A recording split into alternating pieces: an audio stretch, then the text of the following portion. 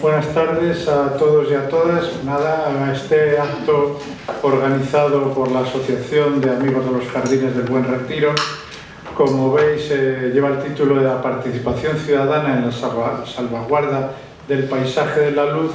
Lo que intentamos es explicar un poco qué es esto del paisaje de la luz, para la gente que todavía no se haya enterado, y bueno, cómo se gestiona.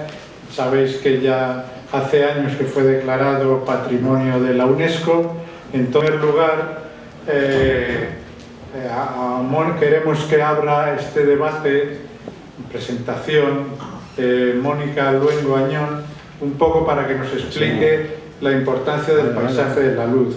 Mónica es historiadora del arte, arquitecta, paisajista, participó en la candidatura, cuando Madrid se presentó a la candidatura de ser declarado Patrimonio de la Humanidad, intervino muy directamente en esa candidatura.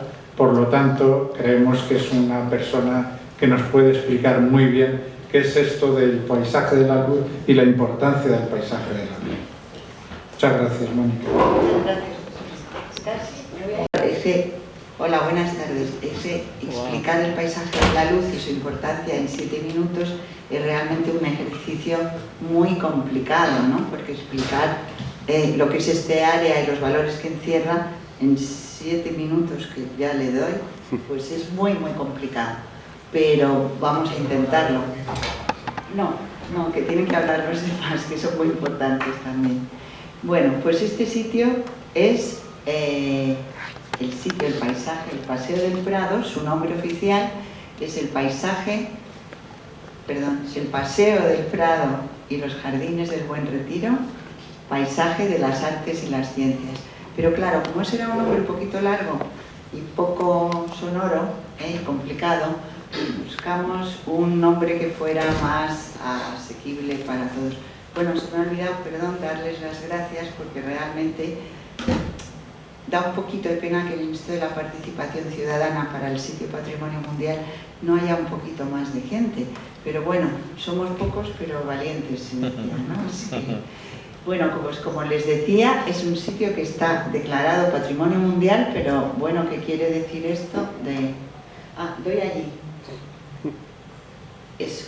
Es más o menos este área que ven en la imagen, que ven que está constituida en su mayoría por zonas verdes y luego por una parte de Madrid construido.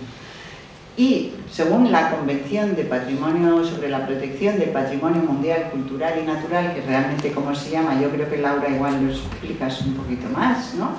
Pues en la lista del Patrimonio Mundial están los bienes, se llaman bienes a los monumentos o sitios que tienen un valor excepcional, universal excepcional.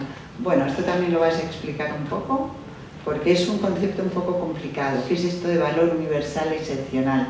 Pues que tiene una importancia cultural tan extraordinaria, y natural, tan extraordinaria que trasciende las fronteras nacionales y cobra importancia para las generaciones presentes y venideras de toda la humanidad. Es decir, el Comité de Patrimonio Mundial, unos países seleccionados en medio de los 196 firmantes, creo, de la Convención, votan todos los años a los candidatos que se presentan. Y no es por ser más bonitos o más feos o más espectaculares o menos, es porque tienen una importancia que va más allá de nuestras fronteras. Y a mí lo que me parece una pena es que nosotros madrileños no hayamos comprendido esos valores que la Convención ha considerado que son importantes no solo para nosotros madrileños, ni para nosotros españoles, ni europeos, sino para toda la humanidad. ¿Y en qué se basan estos valores? Ay, no, que me voy para atrás. Pues les iba a explicar con ese logotipo que tenemos ahí, que nadie entiende muy bien, ¿verdad? Que son 6 barras diferentes que hacen mención o aluden a la importancia de ese patrimonio que tenemos. Que no solamente es ese patrimonio construido que todo el mundo piensa, sino el valor de la naturaleza, porque fundamentalmente esta zona de Madrid en el 75% de su extensión está constituida por zonas verdes, pero además por los valores que encierra tanto de artes como de ciencias, porque es un lugar que está especialmente ligado desde el siglo XVI. Es decir, el Paseo del Prado, para los que no tengan los antecedentes históricos, es el primer paseo arbolado que se hace en Europa. Es el primer lugar diseñado con elementos naturales, en este caso con árboles, para que la ciudadanía disfrute y además abierto a todos los ciudadanos, sin distinción de clases, de posición, porque posteriormente hubo otros en otras ciudades europeas, 50 años después, fuimos bastante precursores, pero estos estaban reservados generalmente a la nobleza o a ciertas clases. En Madrid no, en Madrid estaba abierto a todos los ciudadanos, es decir, era la primera zona verde que existía. Madrid, en el siglo XVI, a mediados, era la ciudad más sostenible de Europa. Ojalá lo siguiéramos siendo, aunque no. Pero como les decía, estos 6 bloques hacen referencia a la naturaleza, a las artes a las que está ligada este lugar, al urbanismo ilustrado, ese modelo del Paseo del Prado que transforma a Carlos III y se convierte en un modelo para todas las ciudades latinoamericanas. Por ejemplo, hasta tal punto que no solo en su forma, sino también en su espíritu. Hasta tal punto decía que en La Habana el paseo que se hace se llama también Paseo del Prado, hasta el nombre toma. Así que hace referencia a ese urbanismo ilustrado, ese siglo de las luces, de ahí paisaje de la luz, a las ciencias, a que se convirtió en un modelo internacional, primero de Alameda para las ciudades de fundación hispana que se construyeron en Latinoamérica, y además porque se ha transformado en un espacio cívico abierto para todas las clases de ciudadanos, donde tienen lugar pues la mayoría de nuestras demostraciones, tanto políticas como sociales, como deportivas. ¿Por qué el Madrid y el Atleti han elegido la Cibeles y Neptuno? Pues no se sabe, pero todo ocurre en esta zona. Así pues tenemos a la naturaleza, con el que además tenemos en un mismo bien 3 tipos de zonas verdes, por decirlo de alguna manera. El Paseo del Prado, que es un paseo arbolado, ahora poco paseo porque con el ruido pues no hay quien pasee, pero bueno, ahí para allá. Los jardines del Buen Retiro, que ya no sé dónde están, que son un parque público, aunque fue posesión real en origen, ahora es un parque que disfrutamos todos, y un jardín botánico, un jardín científico, es decir, 3 grandes aspectos de lo que puede ser una zona verde. Pues nosotros tenemos las 3 reunidas en un mismo lugar. Pero además de ello, bueno, el plano, pues lo siento Javier, se ve fatal, lo había traído para que lo que se discute siempre del perímetro se pudiera ver bien. Estas 3 grandes zonas verdes hacen un gran, lo que se llama paisaje cultural, urbano, pero además es que dentro de esos límites tenemos más de 200 elementos arquitectónicos y monumentales catalogados y protegidos, y además no solamente, bueno, aquí quería mostrarles, pero no se ve, si ven ustedes la línea verde, que prácticamente no se ve, pero que es muy grande, porque la línea azul es en Manzanares, pero la línea verde es lo que se llama la zona de amortiguamiento, es decir, donde tampoco se deben hacer actuaciones importantes porque pueden afectar al mismo bien. Y dentro de esto, ya les decía, los monumentos catalogados, los edificios y monumentos, pero además de edificios y monumentos, en el sentido más clásico, también una multitud de árboles catalogados como monumentos, árboles que están tan protegidos como pueden ser los edificios que hemos visto.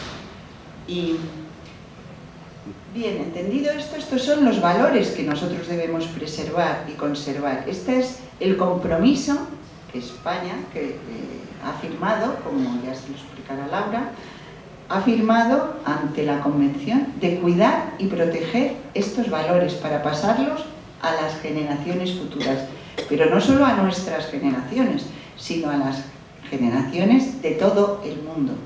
Y así vemos como durante años, pues esta es la Cibeles protegida durante la Guerra Civil, como el pueblo de Madrid y sus autoridades, pues ya desde 1620 había unas órdenes para cuidar las vallas que protegían los árboles, o cómo se hacían ordenanzas para cómo debía usarse, digamos, el Paseo del Prado. Yo voy a ir metiéndome un poquito con la administración, ordenanzas que, por ejemplo, en el Retiro me parece que no tenemos todavía, ¿no? Y no se han ordenado en los usos que se pueden y que no deben tener lugar aquí, ni tampoco en el Paseo del Prado. Y desde 1773 ya va siendo hora de que los tuviéramos, ¿no? Vemos en un cuadro del siglo XVII como ya ese paseo estaba abierto a todo el mundo, como se juntaban allí a disfrutar de la música desde esa torrecilla, cómo se juntaba el pueblo, la comunidad local, cómo con la construcción del Retiro se consigue esa enorme zona verde que se une, porque saben que el Retiro llegaba hasta lo que es hoy Paseo del Prado, y cómo se hace esa gran zona verde, cómo se construye, aunque esto era posesión real y las visitas eran en un principio pues muy restrictivas, pero poco a poco se va abriendo hasta que vemos cómo se construyen también con la reforma de Carlos III, que tiene la genial idea de decir, allí donde se van a pasear les llevaré también la instrucción. Y ya me he pasado del tiempo y cómo se va embelleciendo esta zona, que al mismo tiempo logra convertirse en un foco de atracción para todas las manifestaciones. Aquí vemos la proclamación de la Segunda República, o cómo hoy en día todos vamos a manifestarnos allí, pero también a celebrar, pues perdón, que ya me ha dado el aviso, pero también vamos a disfrutar. Por eso no es solamente este lugar, un paseo de valores culturales, sino también de una memoria personal de nuestro pueblo, ese valor inmaterial que tiene para todos nosotros y que, a pesar de los desastres como los ocurridos después de la Guerra de la Independencia y de las cosas insospechadas que ocurren en este lugar, pues el Paseo del Prado y el Buen Retiro se mantienen hoy con esos valores que hemos conseguido entre todos mantener y que deberíamos seguir protegiendo y cuidando. Gracias y perdón.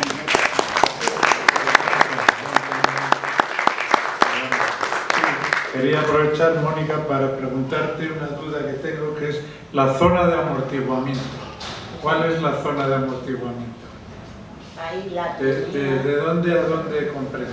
Uy, es enorme porque coincide con la figura de planeamiento. Porque sabemos lo que es el espacio del bien, pero ¿cuál es la zona de amortiguamiento? Mira, os voy a, como somos pocos, yo creo que se me oye también. ¿Ves esta línea verde? Sí. Esta gigantesca, es decir, llega hasta el Manzanares y por arriba llega hasta la Plaza Castilla. Esa es la zona de amortiguamiento. Esa es la zona de amortiguamiento. Coincide con una figura urbanística que es la APP01, me parece recordar que es así, ¿no? Que teóricamente ya tiene protección. Hay muchas capas de protección aquí porque está protegido como terrazas arqueológicas de Manzanares, bueno, tiene muchas protecciones de tipo normativo, pero esa es la zona enorme, donde se supone que tampoco se debe hacer ninguna actuación que interfiera con el valor del bien. Muchas gracias. Muy bien, muchas gracias a Mónica Luengo, y ahora pediría que Laura de Miguel, que es del Ministerio de Cultura, bueno, ahora nos dirá ella exactamente dónde está, que es un nombre muy largo, pero que tiene también mucho que ver con todo el paisaje de la luz, pues que nos explique un poco las competencias y un poco el funcionamiento y el papel del Ministerio de Cultura en el paisaje de la luz. Laura. ¿Se oye? Sí. Vale, entonces no tengo que entenderla. Me cuelo un segundo para decir que había unos folletos que trajimos, ¿te acuerdas, Javier? Donde viene el plano. Muy bien, pues quería lo primero pues daros las gracias a todos los que estáis aquí compartiendo este rato con nosotros, a la organización por habernos invitado y nosotros también pues encantados de estar aquí, que es nuestra obligación también, porque bueno, tengo 5 minutos, va a ser un poco difícil contar. ¿Tienes algún minuto más? Algún minuto más, pues que ha fallado lo voy a algún agradecer, invitado, creo. porque bueno, pues Tienes más. hablar de la Convención de Patrimonio Mundial y del papel del Ministerio en 5 minutos es francamente difícil, porque una convención de 50 años de aplicación que ha evolucionado muchísimo a lo largo del tiempo, bueno, pues es un documento muy complejo. Empezando por la propia convención, nosotros siempre subrayamos que es un documento pionero. Como sabéis, la Convención de Patrimonio Mundial Cultural y Natural, que es el nombre completo, fue ratificada en París, en la sede de la UNESCO, en el año 72, y fue un documento pionero en la salvaguarda del patrimonio. Primero porque ya en su propio título dice cultural y natural, que son dos cuestiones que normalmente tratamos por separado, incluso en las administraciones seguimos tratando en ministerios, consejerías, la cultura va por un lado y la naturaleza por otro, y nosotros nos empeñamos en decir que los dos están relacionados, pero no siempre es fácil verlo. Es una convención ratificada por 196 países a día de hoy y creciendo. Todos los años hay algún microestado que todavía no la ha ratificado y que se suma, y por lo tanto es el documento internacional más ratificado a nivel internacional. Y eso quiere decir pues, que si en algo nos hemos puesto de acuerdo todos los países, es que en proteger el patrimonio es importante para todos. Y eso a día de hoy, que los países se pongan de acuerdo, pues ya es bastante significativo.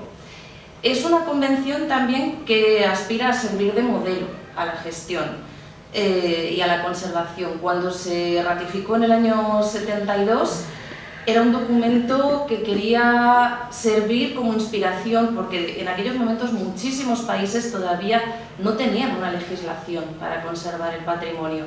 Hay países en algunos continentes que hoy en día todavía no tienen una legislación específica para patrimonio. Por lo tanto, intentó ser un revulsivo y que los bienes que fueran inscritos sirvieran de modelo para la gestión en todos los demás bienes. Por lo tanto, muchas veces el objetivo no es tanto inscribir los bienes en la lista, que es lo que más se ve, como servir de modelo también para otros. Como ha comentado Mónica, el objetivo fundamental de la convención no es inscribir muchos sitios, sino que los que haya estén bien conservados y hayan demostrado ese valor universal excepcional, que es el concepto clave que hace diferente a esta convención. Ese valor universal excepcional, como comentabas, es ese valor que trasciende fronteras y es importante para todos, tanto en el espacio, es decir, es importante para el país que alberga ese patrimonio, como para el conjunto de la humanidad. Siempre el ejemplo que se pone, pues es decir, si mañana se destruyesen las pirámides de Egipto, no sería un problema solo de Egipto, es un problema que nos atañe a todos. Y también con extensión en el tiempo, porque nosotros solo somos depositarios de esos bienes que deberemos legar a las generaciones futuras. Como decíamos, la Convención del 72 ya tiene más de 50 años de aplicación y se ha demostrado ser un documento vivo. No la propia Convención en sí, que al tener una ratificación tan alta es un documento muy estable y que no se mueve fácilmente. La manera que tiene de evolucionar es mediante su propia aplicación y lo que se denominan las directrices operativas, que es como las instrucciones de aplicación de la Convención, y esas sí que varían muy a menudo.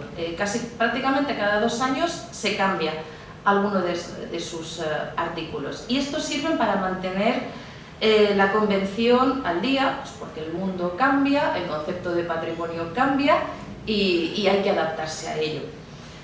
Por ejemplo, cuando se adoptó la figura del paisaje cultural, que Madrid es un ejemplo de ello, en el 72 no existía esta figura del paisaje cultural. Los bienes eran o culturales o naturales y de una manera muy clara y muy separada. El paisaje cultural, aun siendo un bien cultural, integra otro tipo de valores naturales, y esto no se llegó a esta figura hasta el año 92, y fue porque bueno, el propio devenir y esta ampliación del concepto de patrimonio fue incluida y recogida en la Convención. En cuanto a nuestro papel desde el Ministerio, bueno, pues la Convención, como he dicho, está firmada por países, por Estados parte, y son los países los primeros responsables ante la UNESCO. Por tanto, nuestro papel es el de responder ante UNESCO, pero siempre respetando la división de competencias. Perdón, ya acabo rápido. Puedes seguir un poco más. Vale, gracias. En nuestro país tenemos una división de competencias que tenemos un país muy descentralizado y son las comunidades autónomas y también las entidades locales las que llevan a cabo esa gestión. Y nosotros hacemos de intermediarios, de puente, entre todos los requerimientos de UNESCO y la gestión efectiva. Nuestro papel es esa coordinación, esa comunicación, ese velar por el cumplimiento y estar en continuo contacto con las administraciones. Los bienes patrimonio mundial, como decíamos antes, el principal objetivo es su conservación y una adecuada gestión. Y dentro de esa gestión, por enlazar con el tema de hoy, de la participación ciudadana, bueno, pues aparte de que exista una adecuada legislación que proteja estos bienes, que tenga una zona de amortiguamiento, que se cumplan todas las responsabilidades propias de la administración pública, pues la Convención de Patrimonio Mundial también en esta evolución ha ido cada vez teniendo más en cuenta la participación de la ciudadanía.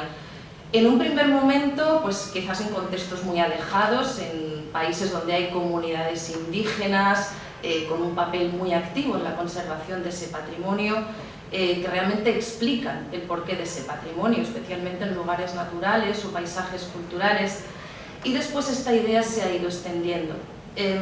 Por lo tanto, respetando siempre, partiendo del principio de que la gestión de estos bienes corresponde a las administraciones públicas, porque es su obligación por ley, sí que se insta a que cada vez se tenga más en cuenta la participación de la sociedad, ya que la sociedad y las personas que viven en esos bienes o que los visitan, bueno, son los depositarios y son quienes los disfrutan, es decir, la ciudadanía y las poblaciones son los destinatarios, por una parte,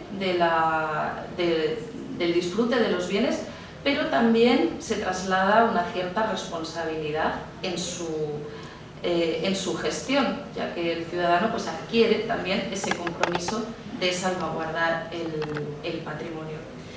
En el extranjero también pues tenemos paisajes vitivinícolas en muchas regiones, en Europa, pero también en el extranjero, en Francia, el Duero, en Portugal.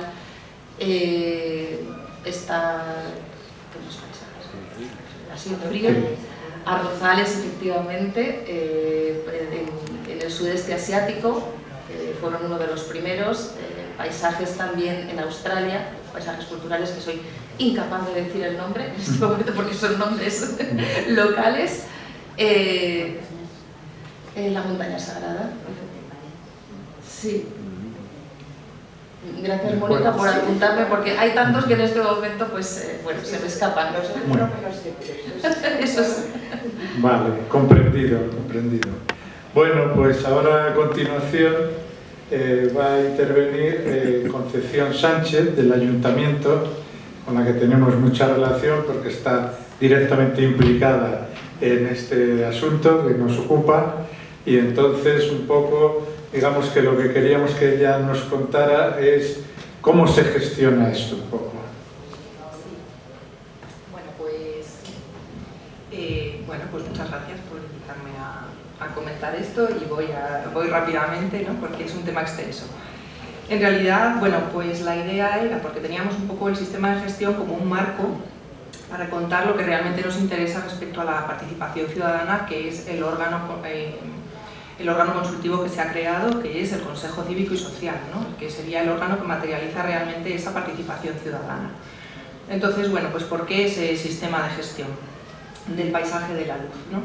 En primer lugar, pues porque un sistema de gestión, además de ser una exigencia de la UNESCO en los sitios que son declarados Patrimonio Mundial, lo que está haciendo es darnos un marco, una una ordenación, una base estructural para poder gestionar, bueno, pues generalmente, en nuestro caso más, pues todo lo que abarca, ¿no? Y lo que implica de una manera integral la gestión de un sitio declarado Patrimonio Mundial. La UNESCO lo que hace a través de, bueno, ya nos decía, nos avanzaba Laura, a través de los documentos, ¿no?, que pone a disposición, las directrices para la aplicación de la Convención de la UNESCO y, bueno, guías pues, para la gestión del patrimonio, y luego los kits de herramientas, ¿no?, para la evaluación del seguimiento, la evaluación y de la eficacia de esa gestión. Pues si bien no indica exactamente cómo debe realizarse esa gestión, cada país lo hace, cada Estado parte lo realiza de la manera que considera, es decir, cada sitio se gestiona de una determinada manera, sí que nos da unos elementos comunes que debemos seguir en esa gestión, ¿no? En este caso, la participación ciudadana ya está presente como uno de esos elementos necesarios dentro de la gestión de los sitios, ¿no?, Patrimonio Mundial. Voy a ir más rápido porque si no, no voy a llegar, me estoy dando cuenta, a contar lo que es el Consejo Cívico y Social. En nuestro caso concreto, el paisaje de la luz, bueno, pues se hizo este sistema de gestión ya se diseñó desde la propia candidatura, es decir, la redacción de este sistema de gestión ya formaba parte del expediente de la candidatura, con lo cual ya iba muchísimo avanzado ahí, ¿no? Había una planificación integral y en el que se dividía o tenía como base 3 líneas estratégicas, digamos, que respondían a unos objetivos principales. En primer lugar, bueno, pues estos objetivos eran la reapropiación del sitio, ¿no?, por parte de los ciudadanos. Estoy hablando en términos muy generales y muy rápido, o sea que si tenéis luego alguna duda, pues una segunda línea que se fijaba o que se centraba en lo que era la conservación del propio bien, la conservación material, conservación, restauración, mantenimiento y la mejora del propio bien en su dimensión, digamos, física, tanto física como inmaterial, de los valores, para conservar los valores. Y por último, una tercera línea estratégica que nos ponía el foco en lo que era promover la gobernanza, ¿no?, integral e integrada del sitio. Entonces, ¿qué es lo que ocurría? Este sistema de gestión se desarrollaba en un ámbito programático y ejecutivo, es decir, contaba con una serie de programas que actualmente, si bien están en un proceso de revisión, siguen completamente vigentes, ¿no? Centrándome en la tercera línea, que es la que pone el foco en la gobernanza y en la participación ciudadana. ¿Por qué? Porque realmente se promovía un programa en concreto que era para crear los 3 órganos de gobernanza del sitio, ¿no? Estos 3 órganos, que son la Comisión de Patrimonio Mundial del sitio, no el Comité Científico y el Consejo Científico, perdón, y el Comité, madre mía, cómo estoy, con el acelere que llevo, y el Consejo Cívico y Social, ¿no?, que es en este tercer órgano en el que vemos reflejado, bueno, pues esa participación ciudadana donde se canaliza esta participación ciudadana. Entonces, ¿cuál es realmente la finalidad por la que se crea? Voy con las notas para no irme. La finalidad con la que se crea el Consejo Cívico y Social, que es lo que estamos viviendo ahora más de cerca, ¿no?, por nuestra parte, es realmente lo que se pretende es configurar un espacio de diálogo, deliberación y participación entre las administraciones con competencias en la gestión y en la protección del sitio, junto con las entidades representativas de intereses sociales y económicos vinculadas al sitio Patrimonio Mundial o expertas en la materia, así como otra de las finalidades es asesorar y proponer medidas a los órganos de gestión del sitio en la toma de decisiones relacionadas con la gestión y la protección. Es aquí donde es el elemento fundamental y por qué se crea, ¿no?, porque esta intervención ciudadana se va a hacer a través precisamente de estas entidades representativas de estos intereses sociales, que es aquí pues donde tiene la participación. Entonces, ¿qué es lo que ocurre? Estos órganos se crearon en el momento de la candidatura también, o sea, de cara a la candidatura. han tenido un proceso de actualización y han sido, modificados, no, han sido actualizados, valga la redundancia, para ajustarse a las necesidades actuales, ¿no?, que tiene el sitio, que ya es declarado, ya no es un sitio en proceso de candidatura. Estas actualizaciones también era importante que se hicieran porque debían responder a una serie de recomendaciones que hacía la propia UNESCO, que decía que debía incidirse, debía tener una mayor independencia el Consejo Cívico y Social, una mayor independencia para hacer más efectiva esa participación, ¿no?, la participación de las comunidades locales, de la ciudadanía. Y por otro lado, respondía también esta actualización que hemos realizado ahora a un proceso participativo que se llevó a cabo en el propio seno del Consejo Cívico y Social, que decía lo mismo, ¿no?, hacía falta que tuviera las conclusiones eran prácticamente las mismas, que hacía falta una mayor independencia para que la representación ciudadana fuera más efectiva. En ese sentido, ¿quiénes pueden formar parte ahora mismo del Consejo Cívico y Social? ¿Por quién está conformado? Pues están las administraciones que forman parte de esa gestión activa del sitio y esa representación que digo de entidades y organismos con los intereses económicos y sociales vinculados al sitio Patrimonio Mundial, así como otras personas o instituciones expertas en materias del patrimonio cultural vinculadas igualmente con el sitio declarado. Y por otro lado, las funciones del Consejo Cívico y Social, que las voy a leer porque son pocas y así no me pierdo, tenemos proponer iniciativas para la gestión, protección y difusión del sitio declarado Patrimonio Mundial, conocer con carácter previo los proyectos que se remitan al Centro del Patrimonio Mundial en aplicación del párrafo 172 de las directrices operativas de la Convención de Patrimonio Mundial. Este es un elemento que, bueno, es una función que a veces se puede cumplir, ¿no?, pero bueno, imagino que luego saldrá en lo que es el debate, ¿no? Valorar y efectuar propuestas de modificación y mejora en relación con la planificación anual de actuaciones con carácter previo a su aprobación por la Comisión de Patrimonio Mundial. Asesorar, apoyar y favorecer la coordinación de las actividades promovidas por las administraciones públicas y las entidades públicas o privadas vinculadas al sitio Patrimonio Mundial. Y recabar la colaboración de las administraciones públicas y entidades públicas o privadas vinculadas al sitio para el cumplimiento de los objetivos y funciones del propio Consejo Cívico y Social. Para el desarrollo de estas funciones, el Consejo Cívico y Social lo que hace es emitir informes, así como propuestas de acuerdo que luego se elevan posteriormente a la Comisión de Patrimonio Mundial del sitio. Entonces, ¿de qué manera se organiza el Consejo Cívico y Social para que todo esto se pueda articular de una manera efectiva? Pues lo que se ha hecho, bueno, actualmente se organizan en pleno, en las sesiones plenarias, y los grupos de trabajo.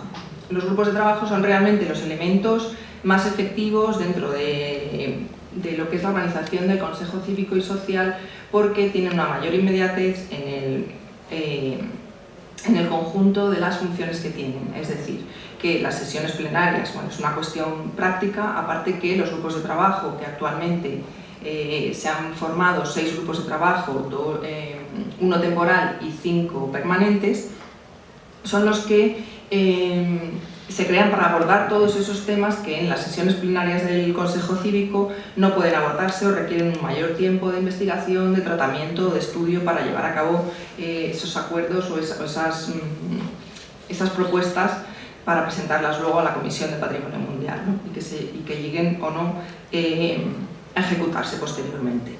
Es decir, esa participación ciudadana, independientemente se forma en el Consejo Cívico y Social vía grupos de trabajo y es verdad que vía plenos o sesiones plenarias del Consejo, que suele ser más complicada porque, bueno, las sesiones plenarias pues están muy ordenadas por los temas que se van a tratar en cada sesión. Es algo, bueno, pues que es más complicado que llegue esa información, esa participación.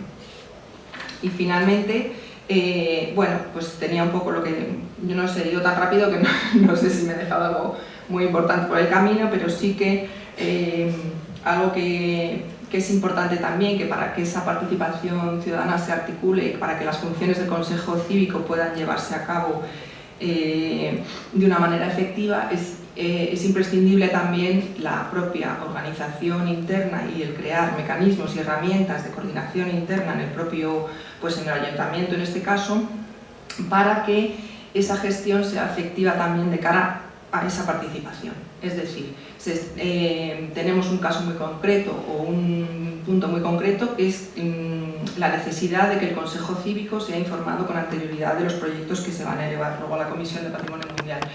Esto, por ejemplo, de la unidad de la que depende la gestión del sitio Patrimonio Mundial, se está trabajando en crear herramientas internas para que pueda llevarse a cabo, porque a día de hoy somos conscientes de que bueno, pues está costando un poco, ¿no?, llegar a eso. El trabajo sigue su curso y esperamos que bueno, pues poco a poco se vaya engranando todas las herramientas y consolidando y que bueno, pues que esa participación, como decía al principio, bueno, pues que además de ser algo que nos exigen, ¿no?, desde UNESCO, desde el momento en el que hemos sido declarados Patrimonio Mundial, pues que sea algo efectivo y que todos podamos estar orgullosos de conseguir los objetivos para los que lo realizamos, ¿no? Bueno, pues eso sería un poco muy rápido, creo que me he dejado un montón de cosas, pero bueno, espero haber hecho una visión general.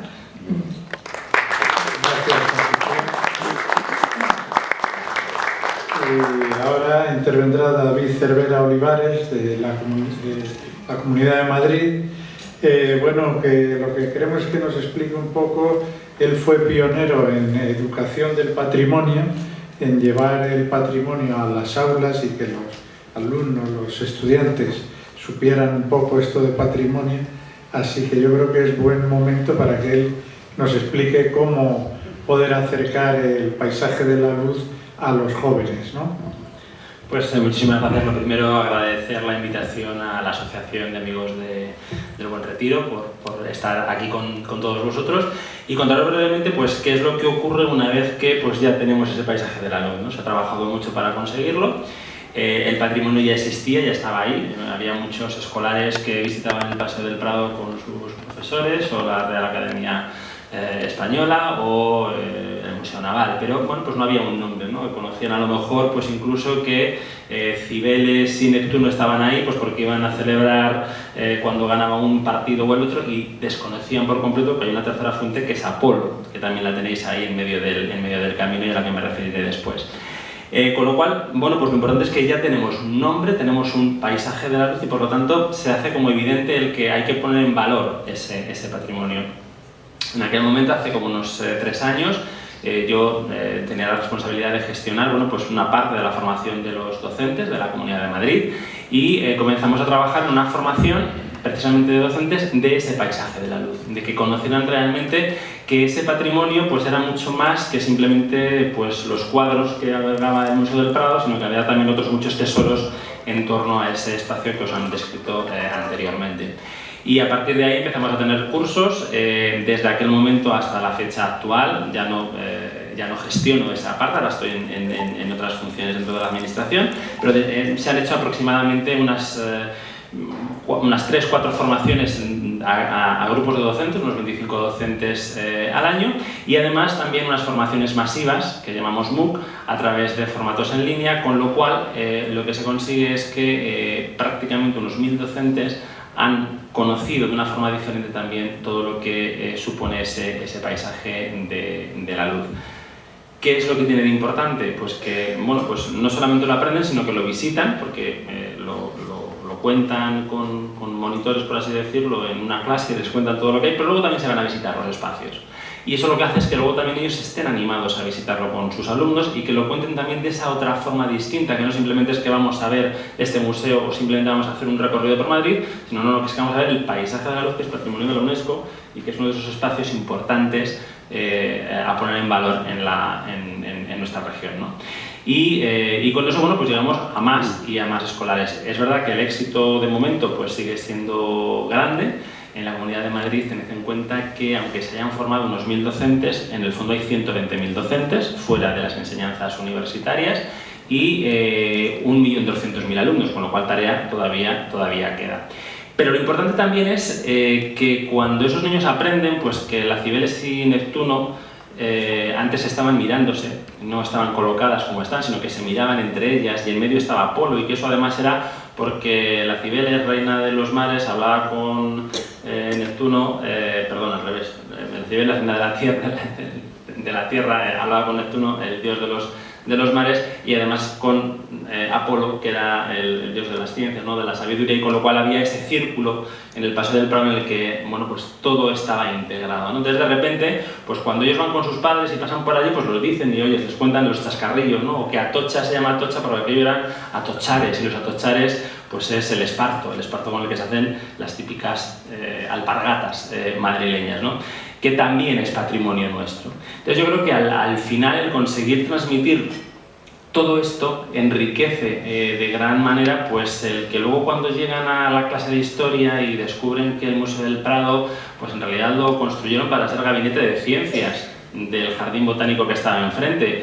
Gabinete de ciencias que nunca llegó a ser gabinete de ciencias porque vino Napoleón y entonces bueno pues aquello se llenó de soldados y que incluso desmontaron los tejados para convertirlos en balas, pero bueno, al final se fueron y lo recuperamos y al final, bueno, pues tuvimos el Museo del Prado, ¿no? Es decir, conocer esa historia que hace que nuestros alumnos y que nuestros docentes puedan transmitirlo de una forma pues mucho más motivadora, ¿no?, más motivacional, y al final, bueno, pues conseguimos, bueno, pues que parte de esa actividad social y que parte de esa actividad que enriquece nuestro conocimiento y que hace que incluso cuando vienen pues muchos visitantes extranjeros, cuando nos visitan pues porque están de intercambios con Erasmus, pues también la llevemos por ese recorrido y al final, pues aunque no entren a visitar el Prado, se queden con esas ganas de visitar el Prado, pero conocer muy bien también esos exteriores, ¿no?, y el Retiro y los elementos que están a su alrededor. Yo creo que es una iniciativa que tiene todavía mucho que recorrer, en el que se pueden hacer muchas cosas, se me ocurren muchísimas cuestiones para poner encima de la mesa para poderla sacar adelante, pero eso ya es patrimonio de los que me sustituyen, con lo cual a ellos les cedo el testigo porque yo ahora ya estoy en otros o con otros intereses. Muchas gracias.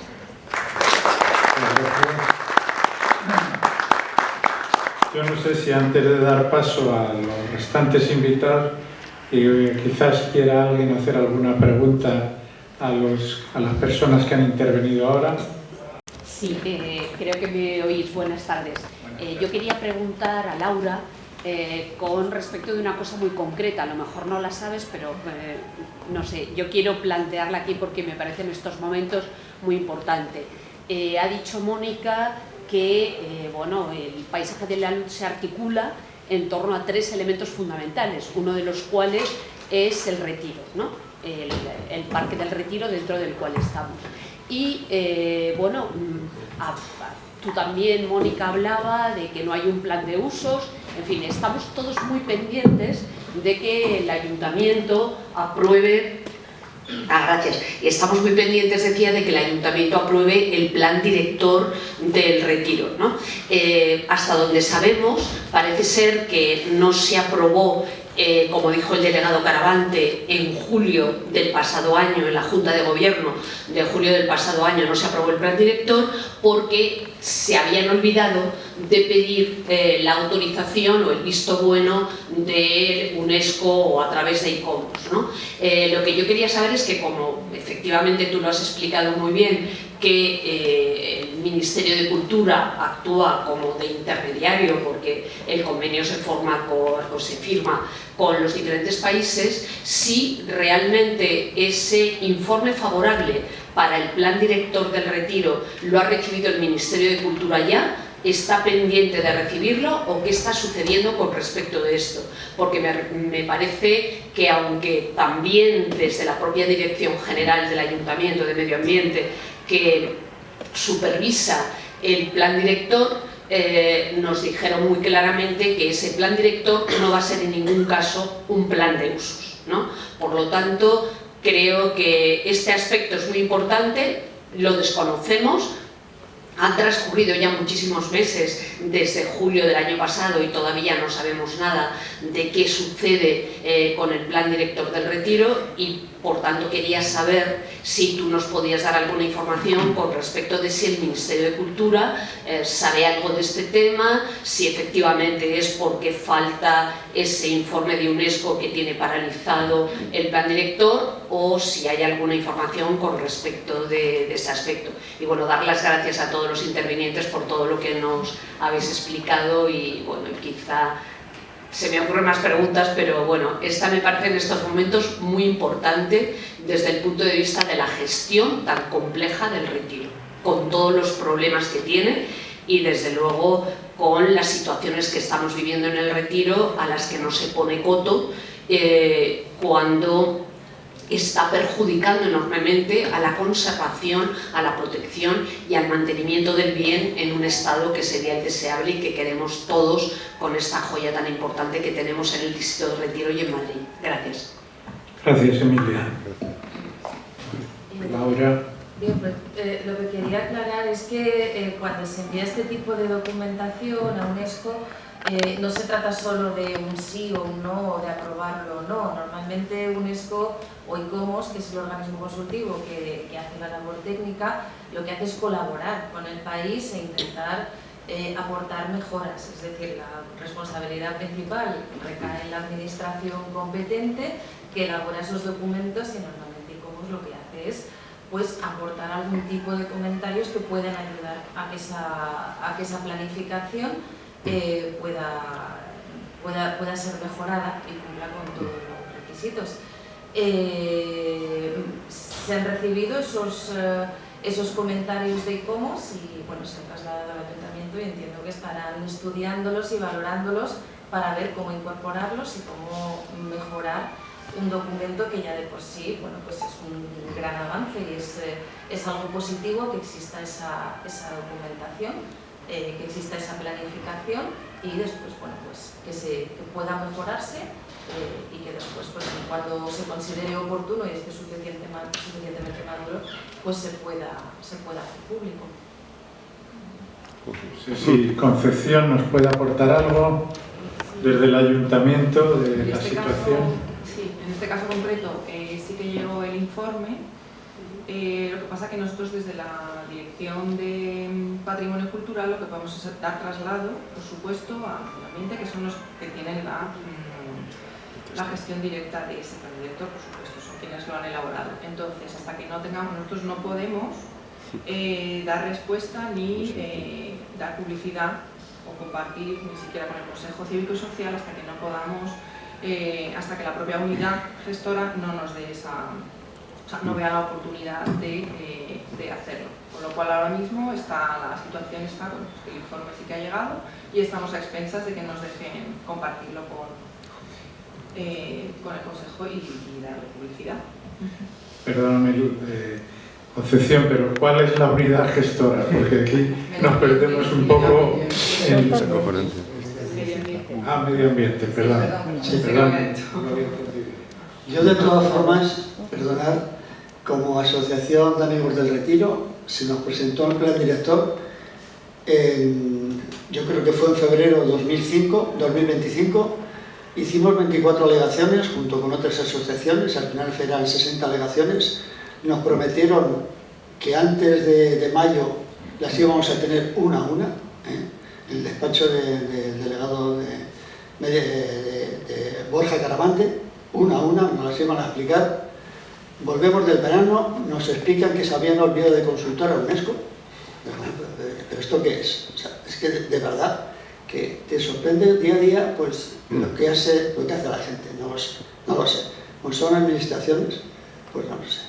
Entonces, bueno, no entiendo este canal. Es UNESCO, que se le manda a UNESCO y es que vamos a hacer esto, respóndenos.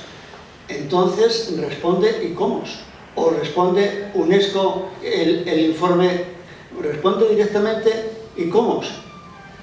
Es que no la acabo de entender porque vamos, no lo sé. Esto es para decirle, oye, queremos conocer eso. No que nos lo contéis, sino queremos saber cuáles son las alegaciones que hace ICOMOS o que hace UNESCO. Bueno, en cuanto a la tramitación, que entiendo que es un poco compleja, a ver, aquí hay muchas partes implicadas, y es que la aplicación de la convención funciona así. UNESCO como tal no opina. UNESCO solo es el organismo, pero dentro de la Convención de Patrimonio Mundial nombra 3 organismos consultivos: ICOMOS para cuestiones culturales, UICN, la Unión Internacional para la Conservación de la Naturaleza, para los bienes naturales, e ICROM para conservación y otros tipos de cuestiones. Entonces, UNESCO, a través del Centro de Patrimonio Mundial, que es la Secretaría Permanente del Comité de Patrimonio Mundial, que es el órgano decisorio de la Convención, que está formado por 21 países, transmite esa información a ICOMOS. Y quien realiza las observaciones de carácter técnico es ICOMOS, que después lo eleva al Centro de Patrimonio Mundial, que después lo eleva al Ministerio, que después nosotros trasladamos. Entiendo que es complejo, pero el funcionamiento de la Convención es así. Tenéis que entender que nosotros nos gustaría conocer lo que opina ICOMOS, que al final es UNESCO. Es que al final es UNESCO. Que contrata y me imagino que les paga incluso. Creo que Mónica quiere decir algo, ¿no? Me A parece. ver, como miembro de ICOMOS, primero hay que distinguir entre ICOMOS internacional y los comités nacionales. Los comités nacionales de ICOMOS de cada país no opinan sobre los bienes de en su territorio, en su país. Hombre, para evitar pues, teóricos favoritismos o partidismos. ICOMOS emite un informe, pero no. Ese informe ha sido solicitado por el Centro de Patrimonio Mundial. ICOMOS internacional no lo puede difundir, se lo envía a quien se lo ha pedido, que es el Centro de Patrimonio Mundial. Dice, tú me lo has pedido, yo te lo doy, pero no puede hacerlo público. Se la ha pedido UNESCO. Se lo ha pedido el Centro de Patrimonio Mundial, que es UNESCO. UNESCO. Entonces se lo da, pero él no lo puede difundir. No, ICOMOS no. ICOMOS no lo puede difundir, se lo manda al centro y dice, yo no sé qué vas a hacer con esto. Se lo manda, ¿no? El centro se lo manda al ministerio, el ministerio a la administración o a los gestores del bien. Es decir, ICOMOS cuando a veces se le pide, dice, es que yo no puedo opinar en público. La opinión que me han pedido es confidencial.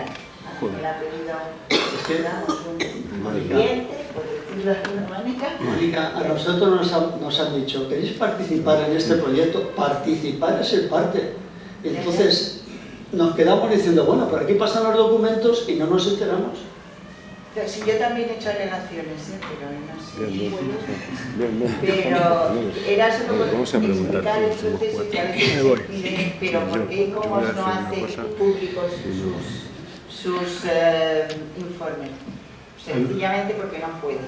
Yo entiendo Alberto Tellería, a ver. Yo entiendo perfectamente en la situación actual que hasta que el medio ambiente tenga unas respuestas no nos pasa el documento.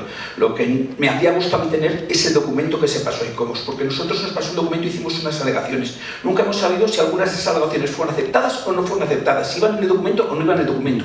El ayuntamiento, siendo el Consejo Cívico, lo lógico es que al mismo tiempo que les pasaba a ICOMOS nos dice, este es el documento que hemos pasado a UNESCO para que lo veáis.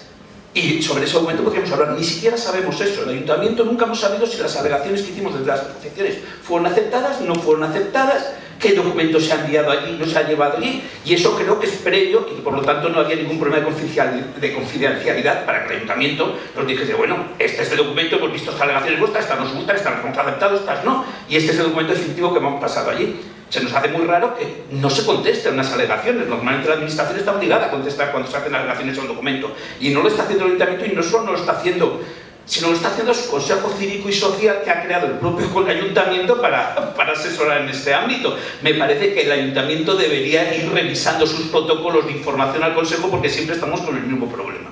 De hecho, lo tenemos en el objetivo, pero aún así, independientemente si medio ambiente indica una serie de alegaciones, es decir, lo que se envía, nosotros no tenemos tampoco potestad como para compartirlo si ellos no dicen venga. Vamos a ver, en principio, cuando se hacen alegaciones no es potestad, es obligación de la administración de contestar a las alegaciones. Los periodos de alegaciones son obligatorios contestar. O sea, no es ya potestad de puedo, no, es que es tu obligación. Entonces me sorprende que el ayuntamiento no lo haga como una obligación diciendo si has presentado para alegaciones, lo lógico es que las personas que han presentado las alegaciones sepan si han sido aceptadas o no. Sí. Corresponden a la unidad a la que se han realizado esas alegaciones. Claro. Albert quería preguntar. Albert. Sí, yo así un poco así a capela. Hola, buenas tardes y gracias por estar aquí en esta sesión. Mi pregunta era sobre el tema del Consejo Cívico y Social. Tenemos forma, yo soy Albert Blanc, soy de la revista noticiasretiro.com de este distrito, independiente. El tema está, ¿hay forma de consultar qué hace el Consejo Cívico y Social? ¿Hay actas de sus reuniones? ¿Hay algún tipo de información que podamos contemplar? ¿Cuántas veces se ha reunido? ¿Y quién lo compone en concreto? No decir, bueno, entidades cívicas, ¿pero quién? Personalidades, ¿pero quién?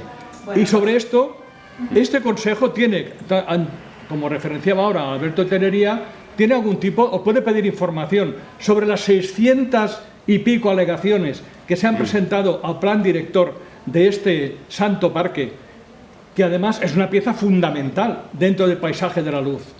Es una pieza fundamental. Entonces, esta sería una primera pregunta. Una segunda pregunta es por qué en este parque, que cada día lo frecuentan unas 100.000 personas y los fines de semana 150.000, no se da información sobre paisaje de la luz, que sería lo más fácil, un folletito, una cosa baratita, incluso financiada por Acciona, que tienen dinero, o por otra compañía de las que intervienen en las UTEs de mantenimiento de este parque, y que se va a elevar además los contratos de mantenimiento seguro.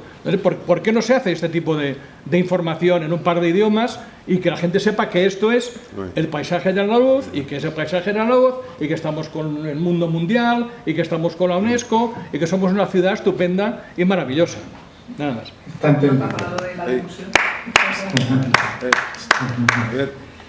A ver, Concepción o sobre las actas, sí. Las actas y lo que se trata dentro del Consejo Cívico Social, de momento, bueno, acaba de ser, como he comentado antes, acaba de ser renovado el Consejo. Se puede saber en la página web del Paisaje de la Luz, se puede ver, porque lo hemos actualizado hace muy poquito, según se han aprobado los nuevos acuerdos, se puede ver quién forma parte del Consejo Cívico y Social a día de hoy. Quiénes son esas entidades que forman parte del Consejo Cívico y Social. Respecto a las actas, de momento no se publican. Si hay muchas solicitudes dentro del propio Consejo para que estas actas se publiquen, pues se puede tratar como una de las cuestiones a tratar en el orden del día de las sesiones que se celebran dentro del propio Consejo. En ese sentido, pueden llegar peticiones a través de la Secretaría del Consejo Cívico y Social, que sería el correo de Paisaje y Patrimonio, me parece que bueno, pues que soy yo misma, la Secretaría del Consejo Cívico y Social, o sea que me llegará a mí.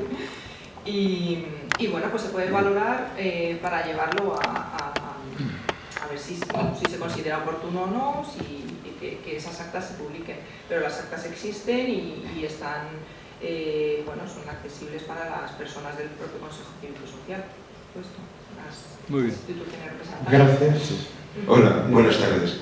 Vamos a ver, vengo de neófito y a aprender. Os iba a contar 2 o 3 cosas. Una, he visto los papelitos del Paisaje de la Luz en la Cuesta de Moyano y en algún otro lugar de estos que dan información. Entonces, me estoy liando muchísimo con lo que estáis contando, creo que todo lleva su forma y su tal. Yo os invitaría, antes has dicho, no se puede pasear con el ruido, sí se puede pasear, los domingos es libre el paseo por el Paseo del Prado y es una vergüenza cómo está. El domingo pasado, por ejemplo, al lado de un alcorque grandísimo que hay del Pedrao, está destrozado, al lado de la fuente que está enfrente del Palacio del Prado. Los alcorques, o no sé cómo se llaman, los bordillos, no tienen verde, solamente tienen cables, tienen rotos, bueno, desastroso. Hay otras 2 fuentes más al lado de Apolo que están destrozadas, pero también hay una especie de rejilla para cubrir los jardines, que son redondos, que el otro día mi nieta casi se ensarta, o sea, está destrozado. Yo entiendo que para hacer grandes cosas hacen falta grandes medios. Yo no sé dónde está el mantenimiento de estas cosas. Pregunto. Y lo siento, soy de Madrid, soy del barrio, y me duele que mi barrio, que está muy abandonado, esté así, de verdad. O sea, es una cosa que me quiere. Dije, esto es el pasaje de la luz. Pues si esto es el pasaje de la luz, el de la sombra, no sé cómo estará. Perdonadme, pero muchas gracias, y si podéis hacer algo para que arreglen un poquito, o sea, porque es que está todo destrozado. No os quiero decir cómo está la zona de los VCs del Museo del Prado enfrente, que está todo lleno, los setos están llenos de cosas. Yo no sé si son sillas atadas con candados, bueno, desastroso. Entonces, ya no me meto con los autobuses en marcha, que ya esa es otra, Va a morir la gente en el pasaje de la luz, porque es que te das un paseo y lo que hay son autobuses en marcha, vacíos, que debe ser para los señores que vienen a visitarnos, pero los que vivimos aquí y pasamos, sufrimos. Del Retiro tengo muchas, si queréis, solo pongo un ejemplo. La escalera que está enfrente de San Manuel y San Benito, que lleva rota por lo menos 12 años. En fin, muchísimas gracias, y sé que tenéis mucho trabajo, pero esto es lo que muchas gracias. No sé si Emilia tenía una última pregunta, porque vamos a dar a continuación paso a los portavoces de los grupos de trabajo. Sí, solo muy rápido. Yo también me quería sumar a lo que ha dicho Alberto. Yo también he presentado numerosas alegaciones al plan director. El micrófono, por favor. Sí, decía que me sumo a los comentarios que hacía Alberto con respecto de las alegaciones, y que yo misma he presentado numerosas alegaciones al plan director. Sí que os quería preguntar una cosa, y es relacionada con los tiempos. ¿En qué fecha ha recibido el Ministerio de Cultura, y a partir de ahí ha empezado la traslación de ese informe por parte de ICOMOS o de UNESCO? Luego ha llegado a la Dirección de Patrimonio, y quiero saber en qué fecha se ha trasladado a la Unidad Gestora de Medio Ambiente. Me parece también muy importante que, con el elevadísimo número de alegaciones, y además yo creo que de muchísimo contenido, porque la propia Asociación de Amigos del Buen Retiro hizo y organizó una sesión para hablar de alegaciones y demás, y de los problemas que veíamos en el funcionamiento del retiro, pues esas alegaciones estaban en el documento que se ha enviado a UNESCO, ¿o no estaban? Claro. Porque claro, el momento, lo digo porque lo decía Javier antes, si fue un lapsus y un olvido de que ese plan director había que enviarlo a UNESCO, ya se supone, si el delegado Caravante dijo que en la última Junta de Gobierno del mes de julio del año 25 se iba a aprobar el plan director, se supone que ya en ese momento habían resuelto o habían decidido sobre las alegaciones, de las cuales no hemos tenido ninguna respuesta a aquellos que presentamos las alegaciones. Por tanto, si me podéis informar, por favor, de ese timing, de ese calendario, para tener una idea. Y bueno, y la última cosa que quiero decir es que entiendo o sobreentiendo de las palabras que ha dicho Concepción, que el informe hacía algunas observaciones, y por lo tanto no era darle el visto bueno total al plan director que envió Medio Ambiente, y que envió el área de Urbanismo, Medio Ambiente y Movilidad a UNESCO, ¿no? No lo sé si... 100% he visto bueno con los proyectos, o sea, siempre hay algo, siempre se dice algo.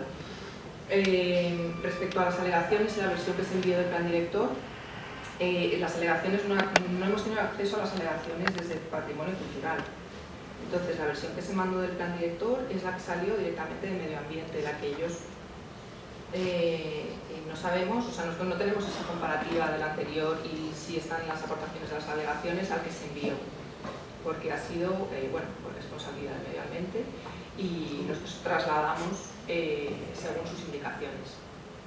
Y los tiempos, cuando llegó el de UNESCO, el último ha sido en diciembre, ¿puede ser? Yo creo que ha sido en diciembre cuando llegó el informe de UNESCO, con lo cual ya los tiempos en responder o en hacer pública esa información tampoco se valoraron, o sea, no sabría decir ninguna porque no, ya os digo que no es una unidad que con la que trabajemos. O sea, se encargan ellos de realizarlo. no es que no trabajemos con ellos. Gracias. Muy bien, pues muchas gracias y ahora agradeceros a los cuatro vuestra participación y ahora vamos a llamar a los portavoces de los grupos de trabajo.